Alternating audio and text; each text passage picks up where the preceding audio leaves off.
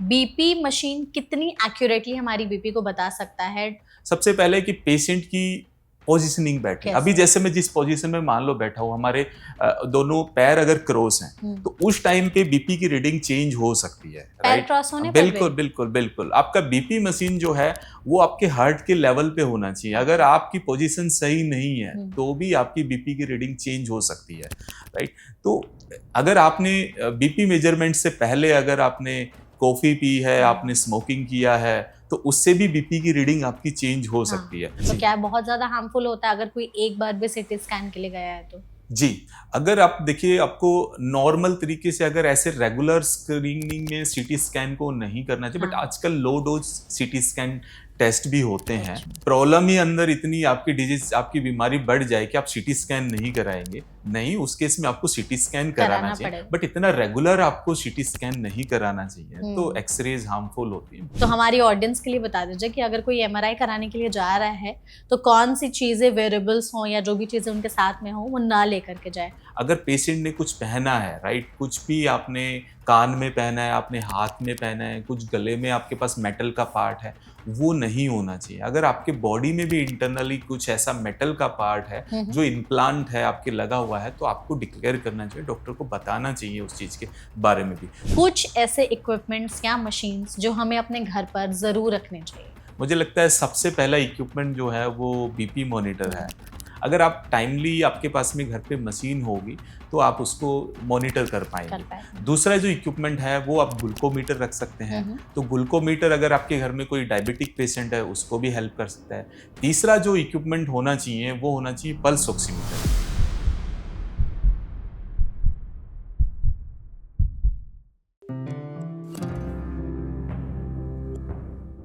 क्या आपको वो टाइम याद है जब हमें कोई सिम्टम्स दिखाई देते थे तब हम डॉक्टर के पास पहुंचते थे और अपनी हेल्थ चेकअप के लिए उनसे बातचीत करते थे या जांचें कराते थे, पर अब वैसा टाइम नहीं रहा है।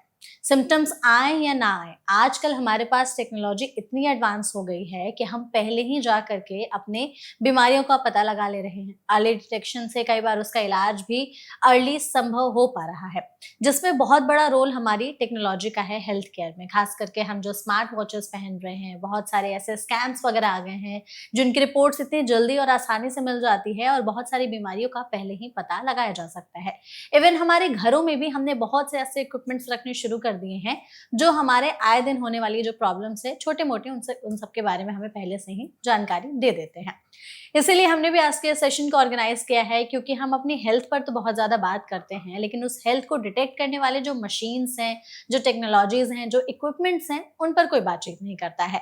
तो इस सेशन को आप एंड तक जरूर देखिएगा, क्योंकि इससे आपको बहुत ही अच्छी इन्फॉर्मेशन मिलेगी, खास करके उन चीजों से रिलेटेड अगर आप जानना चाहते हैं कि आप कौन से ऐसे इक्विपमेंट्स हैं, टेक्नोलॉजी हैं, चीजें हैं जो अपने साथ रख सकते हैं सो दैट थोड़ी बहुत भी प्रॉब्लम हो तो आप उसका पता लगा सकते हैं। जिसके लिए हमारे साथ इस सेशन में जुड़े हुए हैं सोनू कुमार यादव, जो कि फाउंडर और सीईओ है हॉस्पिटल स्टोर के।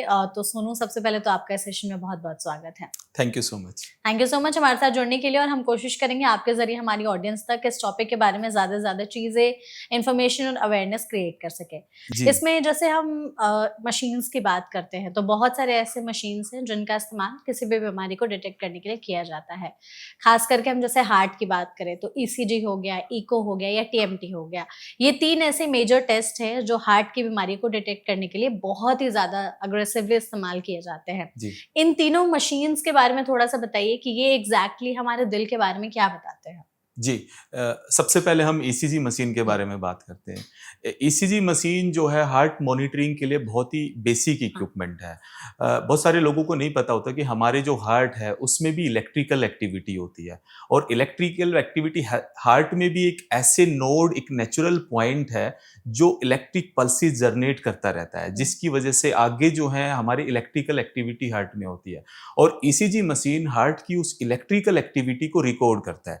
जैसे ही हमारा हार्ट एक बार धड़कता है, बीट करता है, उसी टाइम पे ईसीजी की एक वेवफॉर्म ड्रॉ होती है, और वो जो वेवफॉर्म का जो पैटर्न है, जो वेवफॉर्म वो काफी सारी इंफॉर्मेशन हमारे हार्ट के बारे में देती है। तो डॉक्टर जो है ईसीजी को करके वो देख सकते हैं कि आपका हार्ट जो है वो किस तरीके से बिहेव कर रहा है, क्या वो नॉर्मल रिदम है, क्या वो टैकीकार्डिया है, ब्रेडिकार्डिया, बहुत तरह के अरिथमियाज जो है हाँ। वो ईसीजी से डॉक्टर्स डिटेक्ट कर सकते हैं। तो एक बेसिक टेस्ट फास्ट है, इजी है, उसको अफोर्डेबल भी है पेशेंट के लिए। तो इनिशियल लेवल पे डॉक्टर्स जो है एक आपका ईसीजी ECG। टेस्ट रिकमेंड करते हैं।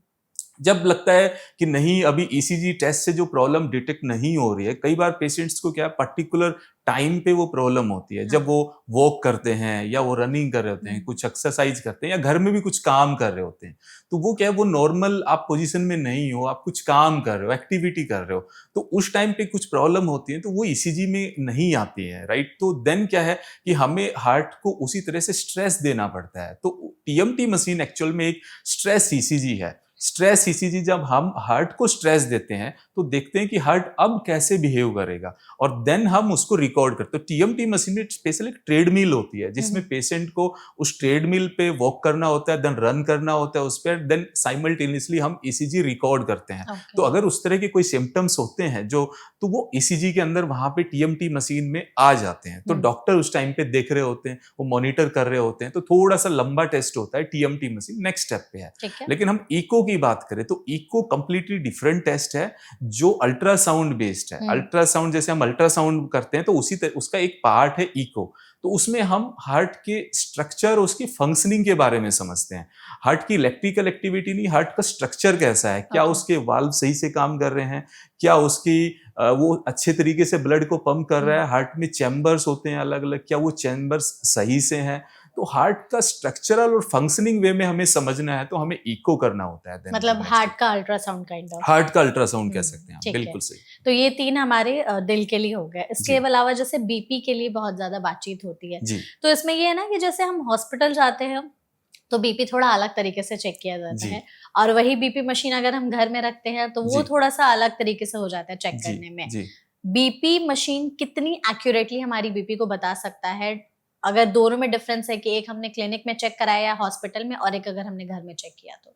जी, देखिए जो हॉस्पिटल में जो डॉक्टर या जो स्टाफ जो बीपी चेक करता है वो एक्यूरेट होता है, वो सबसे एक्यूरेट है, हम ये मान सकते हैं, राइट। क्योंकि वहां पे आप जो है दोबारा से भी रीटिक कर सकते हैं, राइट।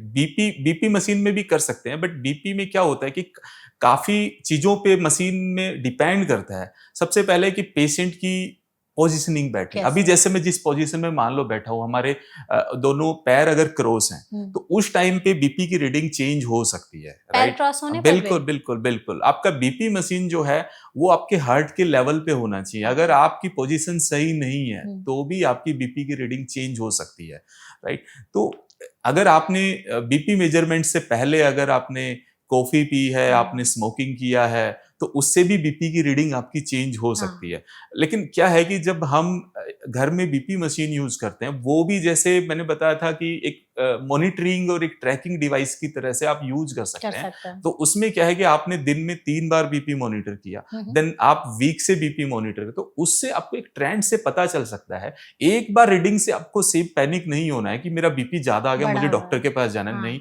आपको देखना है, आपने ट्रेंड देखना है कि आपका बीपी कंटिन्यू ज्यादा है, राइट, या आपका एक नॉर्मल लेवल में है।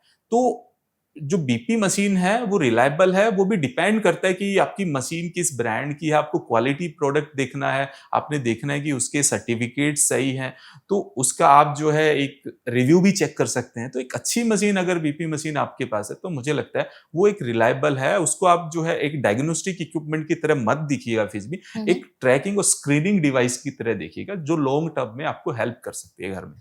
आपने बताया ना कि जैसे डिफरेंस आ जाता है हॉस्पिटल में कैसे बीपी चेक किया जाता है और घर पर। हॉस्पिटल में तो ऑब्वियसली स्टाफ या डॉक्टर चेक करते हैं। अगर घर पे किसी ने बीपी मॉनिटरिंग डिवाइस रखी है तो वहां पे बीपी चेक करने का सही तरीका कैसे होना चाहिए? बीपी चेक करने का सही तरीका होना चाहिए, सबसे पहले आपको रिलैक्स होना है। एक व्हाइट कॉलर जो है सिंड्रोम बोलते हैं कि बहुत सारे पेशेंट्स जो हैं, ये भी कह सकते हैं कि जो हॉस्पिटल में जाते घबरा हैं तो जाते उनका हैं। बीपी अपने आप बढ़ जाता है। उनका हॉस्पिटल में जाए और जब घर पे चेक करेंगे तो उनका ठीक आएगा। नॉर्मल आएगा। उनको भी उन लोगों के लिए घर पे चेक करना ज्यादा सही है बल्कि। तो वो क्या है, सबसे पहले नॉर्मल पोजीशन में बैठे या वो लेट सकते हैं, बेटर है कि वो रिलैक्स होकर लेट सकते हैं। देन बीपी मशीन जो है वो हार्ट के लेवल में आपके पास होनी चाहिए, राइट। तो वो मशीन आपके पास में हो। आप उससे पहले कुछ इस तरह का जो कैफीन या कुछ स्मोकिंग या आप ना करें। निकोटीन ये बीपी को और कैफीन दोनों जो है ब्लड प्रेशर को बढ़ा बढ़ा सकते हैं, सकता है। राइट। तो पहले आप नॉर्मल होने चाहिए। और इस तरीके से अगर आपको देन कंफ्यूजन है तो आप 2 रीडिंग ले सकते हैं साइमल्टेनियसली। 2 रीडिंग से मुझे लगता है कि आपको कंफर्म हो जाएगा कि आपका बीपी कैसा है।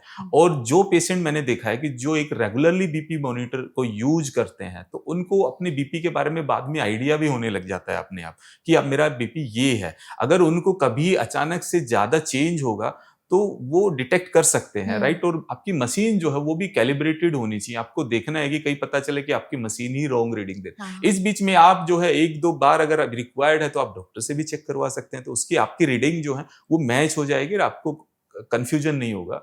तो मुझे लगता है ये ज्यादा सही है। ठीक है। जी। अभी जैसे हमने बीपी की बात की, जी। आजकल डायबिटीज इतना ज्यादा बढ़ रहा है तो जी। बहुत सारे लोग घर पर ही खुद से ग्लूकोमीटर रखना शुरू कर चुके हैं। जी। अगर उनको डायबिटीज निकल आ जाती है जी। तो डॉक्टर्स भी बोलते हैं कि आप अपना जो शुगर लेवल है वो चेक करते रहिए। जी।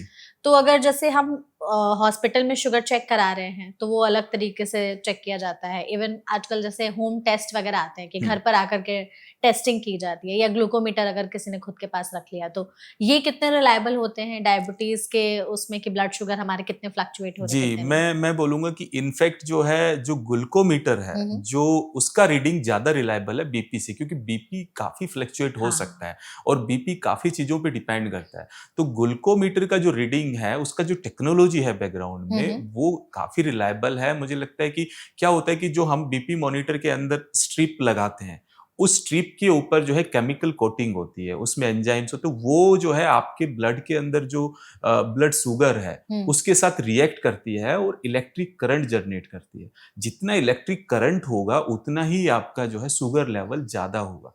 तो वो डायरेक्टली प्रोपोर्शनल होता है। तो इसलिए जो इलेक्ट्रिक करंट को मेजर करके आप ब्लड शुगर फाइंड आउट कर सकते हैं with the help of strip, वो काफी रिलायबल है।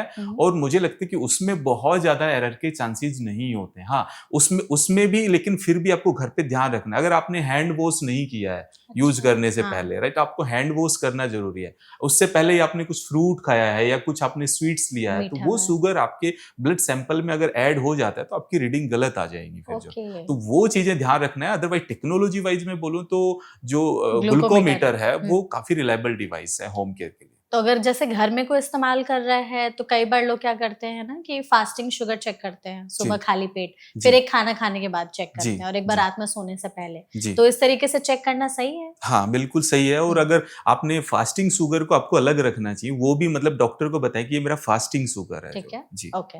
इसी में जो पल्स ऑक्सीमीटर है, ये भी जो है आजकल लोग रखने लगे हैं, तो ये कितनी रिलायबल मशीन है? और अगर घर पर कोई रख रहा है या अगर कोई चेक कराने जा रहा है हॉस्पिटल में, तो उसमें कैसे डिफरेंस आ सकता है? जी, जो पल्स ऑक्सीमीटर है उसका टेक्नोलॉजी हम देखते हैं कि उसमें क्या होता है कि एक इंफ्रारेड एलईडी होती है और एक रेड एलईडी होती है और एक नीचे फोटो सेंसर होता है। उसके बीच में हम फिंगर को प्लेस करते हैं। तो यहाँ पे ये टेक्नोलॉजी काफी रिलायबल है और आजकल जो स्मार्ट वॉच डिवाइसेज हैं इसमें भी आ रहा है ये। और ये मुझे लगता है कि एक्यूरेटली बताता है सही से, लेकिन इसमें भी चांसेस हैं कि आपके एरर होने के चांसेस हैं। अगर आपने फिंगर सही से इंसर्ट नहीं किया, आपका नेल है जस्ट सेंसर के अंदर, तो वो डिटेक्ट नहीं कर पाएगा, राइट। तो आपका फिंगर प्रॉपर तरीके से लगा होना चाहिए। आपके हाथ जो है वो ठंडे नहीं होने चाहिए। तो अगर आपके हाथ ज्यादा कोल्ड है तो आप उनको पहले थोड़ा हीट कर लीजिए, देन सेंसर में प्लेस करिए। तो जो एक्चुअल में जो एलईडी लाइट है और जो इंफ्रारेड लाइट है वो आपके ब्लड फिंगर से और ब्लड को क्रॉस करके फोटो सेंसर पर जाती है और देन वहां से देखती है कि कितना आपका ब्लड जो है ऑक्सीजन है वो एब्जॉर्ब हुआ है, उसके बेस पे रीडिंग वो दिखाती है।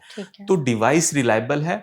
फिर भी ये ब्रांड्स पे भी डिपेंड करता है। तो आप एक अच्छा और रेप्यूटेड ब्रांड का कोई क्वालिटी इक्विपमेंट अगर आप पल्स ऑक्सीमीटर में ले रहे हैं तो वो रीडिंग रिलायबल है, आप उस पर विश्वास कर सकते हैं। ठीक है। इसमें ना एक क्वेरी जो सबसे ज़्यादा लोगों की रहती है कि क्या एक बीपी मशीन ले ली तो वो लाइफ टाइम चलेगा, एक ग्लूकोमीटर लाइफ टाइम चलेगा या पल्स ऑक्सीमीटर लाइफ टाइम चलेगा या फ्रीक्वेंटली हमें इसको भी चेंज करना होता है? देखिए लाइफ टाइम तो नहीं है, उनकी भी एक लाइफ होती हाँ, है, राइट? तो हम मान सकते हैं कि डिवाइसेस इसकी लाइफ जो है, जैसा आप हैंडलिंग करते हैं 4 टू 5 इयर्स आप इसको यूज कर कर सकते सकते हैं। हैं, हाँ, ठीक है। अगर इससे पहले कोई प्रॉब्लम आती है, फॉर एग्जांपल अगर आपका बीपी मॉनिटर है, हुँ, उसमें आपकी मोटर जो है वो खराब हो सकती है कुछ टाइम के बाद, अगर आपको बहुत फ्रीक्वेंटली यूज कर रहे हैं, राइट? तो वो पंप चेंज हो सकता है उसका, बट लाइफ टाइम के लिए नहीं है। आप उसको 4 टू 5 इयर्स लाइफ के लिए मान सकते हैं, अगर हुँ। आपके पास अच्छा डिवाइस है तो।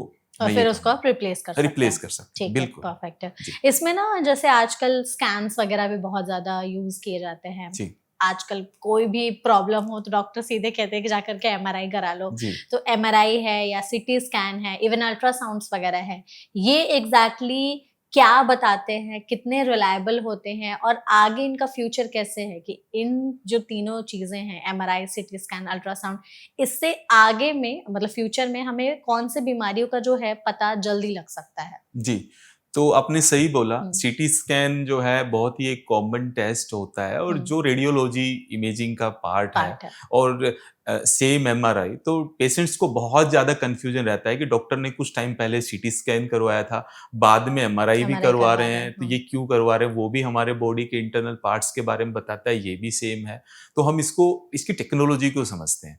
जो सीटी स्कैन मशीन है, उसको आप कह सकते हैं कि एक घूमता हुआ एक्स-रे मशीन है, ओके। ठीक है? जो एक्स-रे मशीन है, जो एक्स-रेज़ हैं वो बॉडी से क्रॉस करती हैं हुँ, हुँ, और उसको इमेज हमारी बॉडी के इंटरनल ऑर्गन्स के बारे में बताते हैं। तो ठीक। एक्स-रे जो क्या होता है कि वो हमारी बॉडी के अंदर जो बोन है, जो हार्ट टिश्यूज़ हैं, हुँ, हुँ, हार्ट जो पार्ट है, उसको ईज़िली रिप्रेजेंट कर सकता है जो।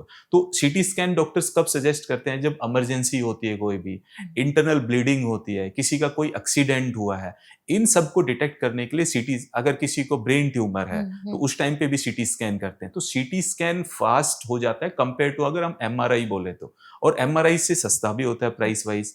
एमआरआई दूसरी, लेकिन सीटी स्कैन में क्या होता है, एक्सरे होता है। तो मैंने बताया घूमता हुआ एक्सरे मशीन है। मैं आपको एक वीडियो दूंगा जिसमें मेरे पास एक वीडियो है, घूमते हुए सीटी स्कैन को ओपन किया गया है और वो जो है आप इसमें लगा सकते हैं कि वो उसमें रोटेट कर रहा है पूरा का पूरा। आप देखेंगे कि कैसे उसमें रोटेट करता है एक्सरे का जो ट्यूब है, हुँ, और वो क्या है हमारी बॉडी को पूरा जो है, एक ये कह सकते हैं कि जैसे जैसे आगे पीछे होता है तो आपने चिप्स कर दी पूरी बॉडी को, राइट? ओके। अलग अलग स्लाइस कर दी है एक हुँ, तरह से, राइट? तो स्लाइस जब आप बॉडी की कर दी है आपने, तो then with the help of software जो है आपने उसको कंबाइन कर दिया और आपको एक इमेज मिल मिल जाती है उसमें, जाएगी, राइट? हाँ। तो इस तरीके से एक इमेज बनती है, तो हमें बॉडी की इंटरनल पता चल जाता है। तो पेशेंट्स हैं उनको एमआरआई मशीन के अंदर जो है मेटल पार्ट लेके नहीं जाना चाहिए। कुछ हाँ, टाइम पहले एक जो है बॉम्बे में इस तरह का केस हुआ था कि कोई पेशेंट जो है स्टाफ के मना करने के बाद भी सिलेंडर अंदर लेके चले गए। तो सिलेंडर? सिलेंडर, ऑक्सीजन सिलेंडर, ओह! ऑक्सीजन सिलेंडर को एमआरआई मशीन ने इतने जोर से उन्हें कैच कर लिया कि अट्रैक्ट किया। पेशेंट भी उसके साथ चले गए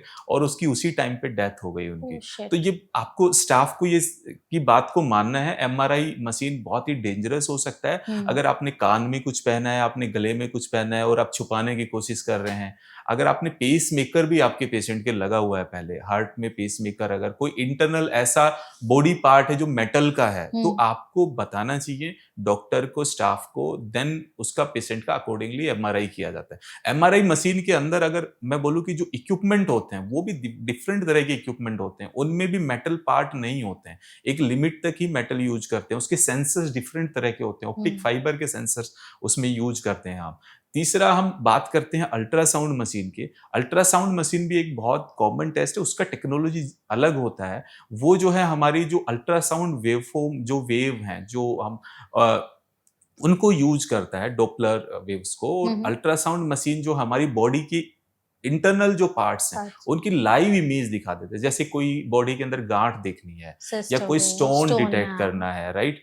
तो सॉफ्ट टिश्यूज को जो है, एमआरआई और अल्ट्रासाउंड दोनों सॉफ्ट टिश्यूज के लिए हैं, और जो सीटी स्कैन है, जो बोन्स, हड्डी है हमारी, फ्रैक्चर्स है, हुँ, कोई हुँ, इंटरनल, उस तरह के टेस्ट के लिए डॉक्टर्स रिकमेंड करते हैं। सीटी तो स्कैन। सबका जो है यूज डिफरेंट है। हुँ, तो अब डॉक्टर ने एक पार्ट तो चेक कर लिया है, अब वो दूसरा साइड देखना चाहते हैं, उनको शायद अभी डायग्नोस कुछ हुआ नहीं है, उनका डायग्नोसिस नहीं बना है, तो वो आगे एमआरआई सजेस्ट कर रहे हैं, ठीक राइट। है। तो इसलिए डॉक्टर्स, मुझे लगता है कि जो टेस्ट है आपको उनको बिलीव करना चाहिए, मुझे लगता है वो ठीक करवाते हैं, तो वो अपना डायग्नोस अच्छे से कर पाए पेशेंट को, बिल्कुल। और जब तक डायग्नोस नहीं होगा तो अच्छे से ट्रीटमेंट नहीं हो नहीं हो पाएगा। सकता है। जी।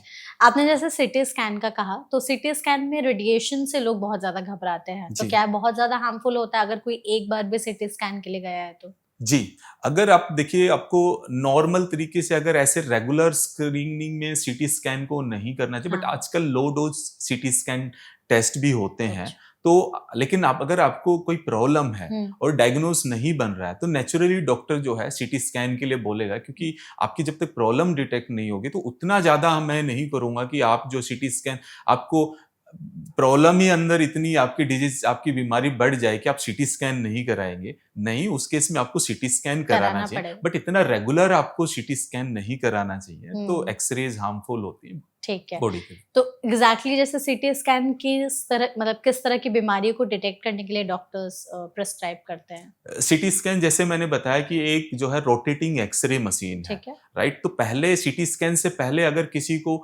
चेस्ट का एक्सरे कराना है, तो वो भी काइंड ऑफ एक्सरे है, एक्स-रे, हाँ। लेकिन डॉक्टर को जब एक फुल इमेज देखनी होती है, क्लिनिशियन को किसी एक उनका बॉडी पार्ट की। बॉडी पार्ट की, या पूरे फुल बॉडी बॉडी की, एब्डोमेन हाँ। का, या हुँ। पूरा जो बॉडी पार्ट का, कि या पूरा नेक का, ये तो पूरा सीटी स्कैन वो कर सकते हैं। ब्रेन सीटी स्कैन कर सकते हैं, हुँ। पूरे ब्रेन में कोई उनको लगता है कि कहीं ब्लीडिंग हो सकती है, कोई एक्सीडेंट हुआ है पेशेंट हाँ। का, या कोई फ्रैक्चर हुआ है, उस केस में स्पेशली जहाँ पे हार्ट टिश्यूज हैं या बोन्स हैं, उनको डिटेक्ट करने के लिए यूजुअली जो है अंदर बॉडी के अंदर जो है एक्सरेज और सीटी स्कैन का जो है यूज किया यूज़ जाता किया है। जाता है। जी। एमआरआई में भी रेडिएशन होता है क्या? एमआरआई में रेडिएशन नहीं नहीं होता होता है, है। ठीक जी। है। तो एमआरआई आजकल जैसे जितनी फ्रीक्वेंटली डॉक्टर्स एडवाइस करते हैं कि जी। एक बार जा करके एमआरआई करा लीजिए, जी। तो वो स्पेसिफिकली किस तरीके की प्रॉब्लम्स को डिटेक्ट करने के लिए किया जाता है? और एमआरआई सिर्फ बॉडी पार्ट्स का होता है अलग-अलग, या फुल बॉडी का भी हो सकता है? नहीं, फुल बॉडी का भी हो सकता है, हुँ। अलग-अलग एरियाज़ का भी हो सकता है। तो मैंने बताया कि जो सॉफ्ट टिश्यूज़ हैं, हुँ। उनको अगर हमने देखना है, तो एमआरआई एमआरआई का यूज़, एमआरआई का यूज़ होता है। ठीक है। और सिमिलर वे में अल्ट्रासाउंड का हुँ। जैसे है, जैसे क्या है कि प्रेग्नेंट वुमेन है, उनको हाँ। कंटिन्यू मॉनिटरिंग कर रहा है, तो अल्ट्रासाउंड में भी रेडिएशंस नहीं होता, वो भी हार्मफुल नहीं नहीं होते हैं, होता, ठीक है। राइट? तो आप इस तरह के, जैसे कोई स्टोन्स मैंने बताया, कोई हुँ। अंदर कोई गाँठ है, उसको डॉक्टर को देखना है, तो एक एमआरआई और अल्ट्रासाउंड है, उसमें रेडिएशन नहीं होता है, हुँ, हुँ। वो सेफ है। सेफ हैं, हुँ। जो है आप उसको करा सकते हैं। एक बार आपने जैसे कहा ना कि एमआरआई कराने जाने से पहले किन-किन चीज़ों को हटा दें, जैसे जी। आपने एक केस का बताया था कि वो जी। ज़बरदस्ती सिलेंडर लेके चले गए थे। जी। तो हमारी ऑडियंस के लिए बता दीजिए कि अगर कोई एमआरआई कराने के लिए जा रहा है, तो कौन-सी चीज़ें वेरिएबल्स हों या जो भी चीज़ें उनके साथ में हों, वो ना लेकर के जाए। हालाँकि मना कर देते हैं स्टाफ पहले ही, जी। बट स्टिल कुछ लोग ज़िद करने लगते हैं। जी। तो एक बार। जितने भी आप देखेंगे जहाँ पे हॉस्पिटल में एमआरआई मशीन होती है, हुँ। यूजुअली वहाँ पे बाहर वार्निंग लिखा होता है इसके हाँ। बारे में, बट पेशेंट कई बार उसको पढ़ नहीं पाते हैं। तो वहाँ पे जितने भी मेटल के आइटम हैं, हुँ। उसमें देखिए पेशेंट है, पेशेंट शायद स्ट्रेचर पे हो सकता है, कोई गलती से स्ट्रेचर को अंदर कर दे, स्टाफ कहीं चला गया, राइट? तो वो नहीं होना चाहिए। ऑक्सीजन सिलेंडर हो सकता है पेशेंट के साथ में, वो नहीं होना चाहिए साथ में। पेशेंट व्हीलचेयर पे हो सकता है, तो व्हीलचेयर आगे नहीं जानी चाहिए एमआरआई मशीन के पास में।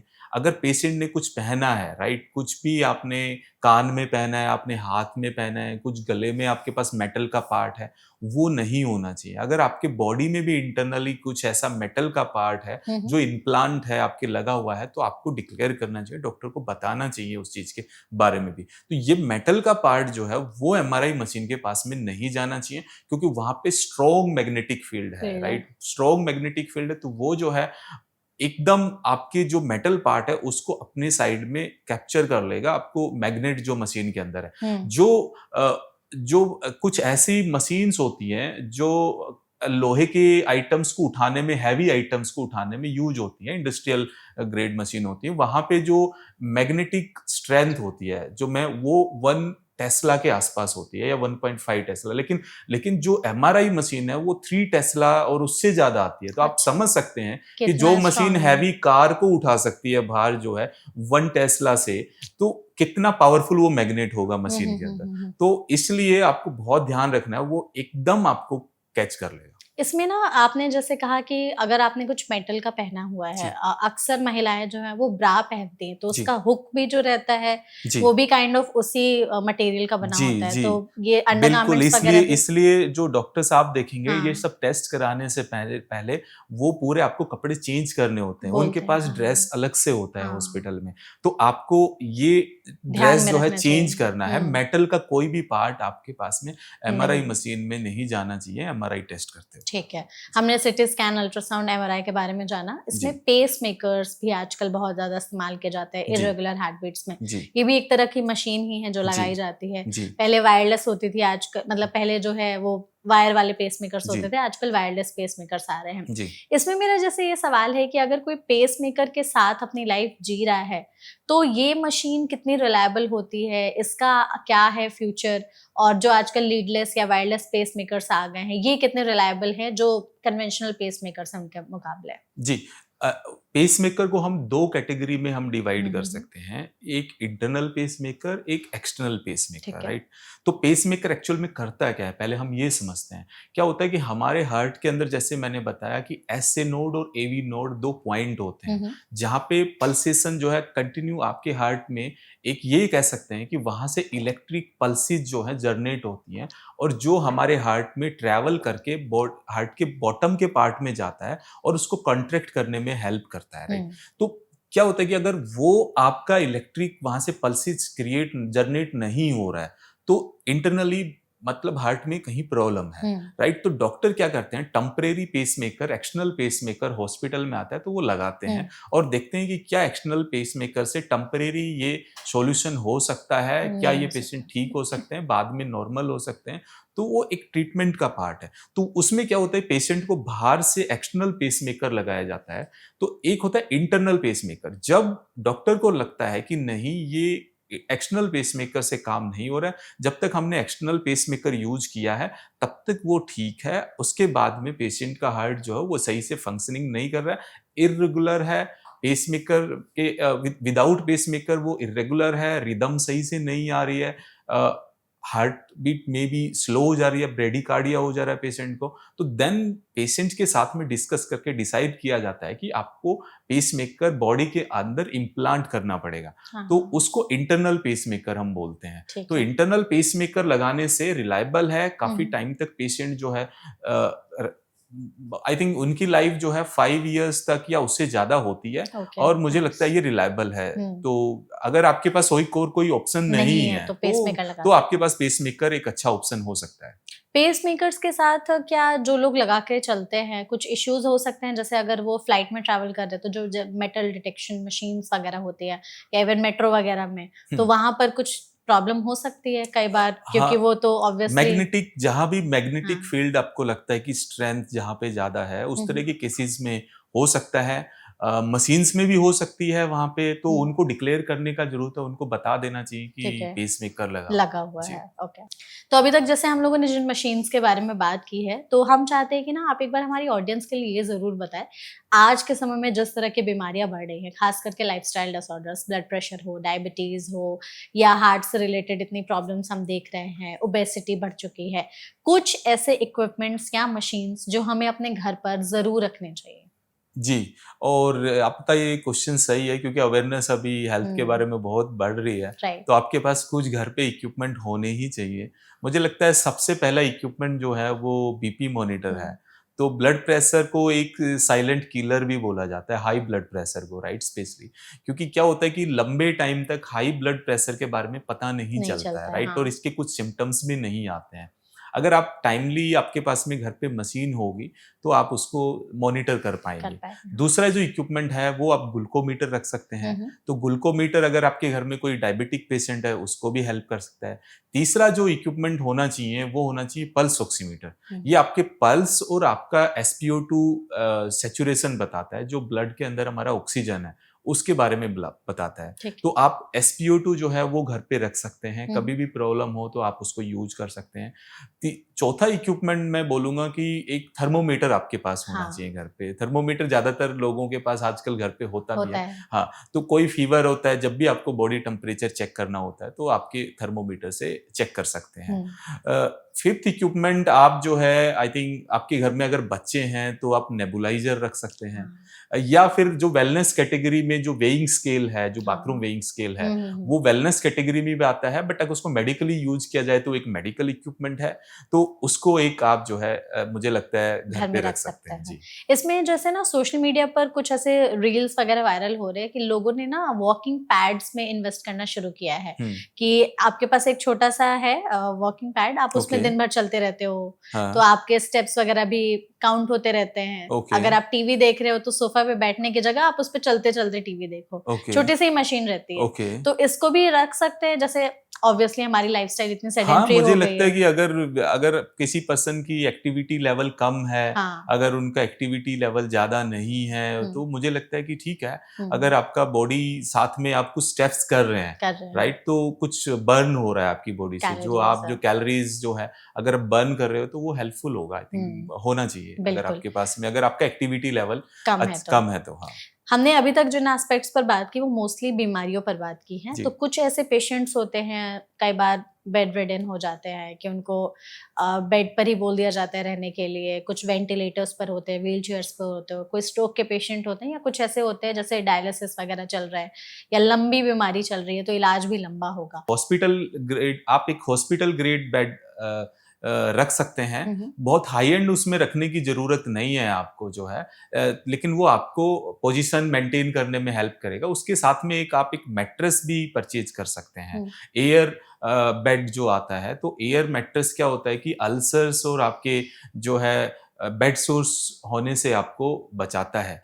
तो मुझे लगता है कि इन और चीज़ों में ये इन्वेस्टमेंट हेल्पफुल करना होगा चाहिए। काफ़ी। जी। ठीक है। अभी हम चाहते हैं कि एक बार ये भी आप ज़रूर बता दीजिए कि जिस हिसाब से बीमारियाँ बढ़ रही हैं, हुँ, मशीन्स इतनी अपग्रेड हो गई हैं, जी। अर्ली डिटेक्शन भी पॉसिबल है। तो 30s, 40s या 50s में कौन से ऐसे टेस्ट वगैरह हैं जो हमें कराते रहने चाहिए, सो दैट हम पहले ही बीमारी का पता लगा लें और इलाज हम बेहतर तरीके से करा सकते हैं? जी। देखिए क्या होता है कि जब हम गाड़ी कोई परचेज़ हुँ, करते हुँ। हैं, तो हमें लगता है नई-नई गाड़ी होती है तो बहुत ज़्यादा ब्रेकडाउन होने के चांसेज़ नहीं होते नहीं हैं। होते, हाँ। जैसे-जैसे गाड़ी पुरानी होती जाती है तो ब्रेकडाउन के चांसेज़ बढ़ जाते हैं। हमें शायद एक टाइम के बाद टायर भी चेंज कराना पड़ता है। हमें हुँ। हमें गाड़ी का पूरा ध्यान रखना पड़ता है, राइट? तो उस राइट। सेम केस में हमारी बॉडी भी अगर एक टाइम के बाद में हमारे ऑर्गन्स हैं, हुँ। उनका जो है देखिए वो पुराने होते जाते हैं, राइट? तो आपको जो है 30 के बाद 40 के बाद जो है कुछ स्क्रीनिंग टेस्ट हैं जो आपको रेगुलर कराने चाहिए। जैसे आपको सबसे इम्पोर्टेंट हमारा हार्ट जो है, हार्ट हाँ। से रिलेटेड डिजीज़ हैं, राइट? तो आपको जो है हाइपरटेंशन, आपको बीपी मॉनिटर करवाना चाहिए, राइट? आपको डायबिटिक के लिए आपको शुगर चेक करा लेना कराना चाहिए, चाहिए, राइट? हाँ। आपको जो कैंसर्स हैं वो डेवलप होने स्टार्ट हो सकते हैं आफ्टर 50 जो है। तो आपको कुछ कैंसर स्क्रीनिंग के लिए जैसे मैमोग्राफी है या हुँ। कोलोनोस्कोप है, इस तरह के हमारे पास में कुछ टेस्ट हैं, तो वो आपको स्क्रीनिंग पर्पज़ के कराने चाहिए। तो इससे क्या है कि हमारे पास में टाइमली जो है हम उनको डिटेक्ट कर सकते हैं, और अगर हम टाइमली डिटेक्ट कर सकते हैं उनको, तो हमारा ट्रीटमेंट जो है उसकी चांसेस बढ़ जाते हैं, राइट? तो कैंसर के केस में भी स्पेशली अगर आपने अर्ली स्टेज पे डिटेक्ट कर कर लिया, लिया, तो हाँ। आपका जो है चांसेस ट्रीटमेंट। बढ़ जाते हैं कि आप उसको पहले डिटेक्ट कर लेंगे तो ईज़िली मैनेज कर पाएँगे। बिल्कुल, तो ये सारे टेस्ट वगैरह जो हैं ज़रूर कराते रहने चाहिए। जैसा कि आपने बोला भी कि अगर अर्ली डिटेक्ट कर ले तो ट्रीटमेंट भी आसान होता है जी, और क्वालिटी ऑफ लाइफ भी हम पहले से इम्प्रूव कर सकते हैं। जी। परफेक्ट, तो आई थिंक इस सेशन में हम लोगों ने अभी तक जो भी बातचीत की है वो हमारी ऑडियंस के लिए बहुत हेल्पफुल होगी। हम चाहते हैं जाते-जाते as a final go to home message आप हमारी ऑडियंस को एक ज़रूर एडवाइस दे दें जी। कि एआई है या मशीन्स है, इक्विपमेंट्स हैं, ये कितने पहले से एडवांस हो गए हैं और हेल्थ केयर में इनका रोल और आगे फ्यूचर क्या है जिससे बीमारी का अर्ली डायग्नोसिस भी पॉसिबल होगा और ट्रीटमेंट भी बेहतर हो सकता है। जी, मुझे लगता है कि एडवांस टेक्नोलॉजी तो काफ़ी एडवांस हो रही है, उसके साथ में जो है पेशेंट्स को और एक नॉर्मल पर्सन को अवेयर होने का ज़रूरत है। हुँ। उनको टाइमली स्क्रीनिंग अपना कराना चाहिए।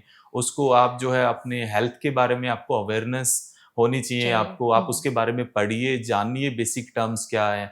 उन हेल्थ से रिलेटेड जो है। आपके पास में कुछ स्क्रीनिंग में आप स्मार्ट वॉच रख सकते हैं जो बेसिक स्क्रीनिंग में आपको हेल्प करती है।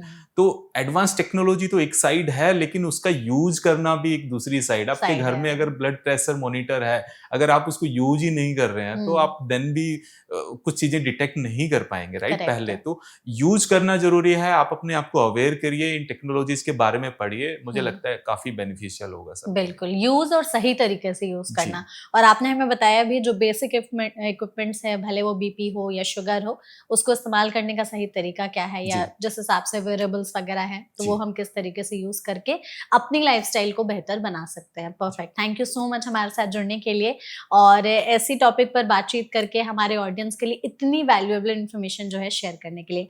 आई होप आपने मेरे सेशन को एंजॉय किया होगा। Thank you so much. Yes, thank you really and enjoyed this. Thank you and thank you so much audience इस वीडियो को यहाँ तक देखने के लिए।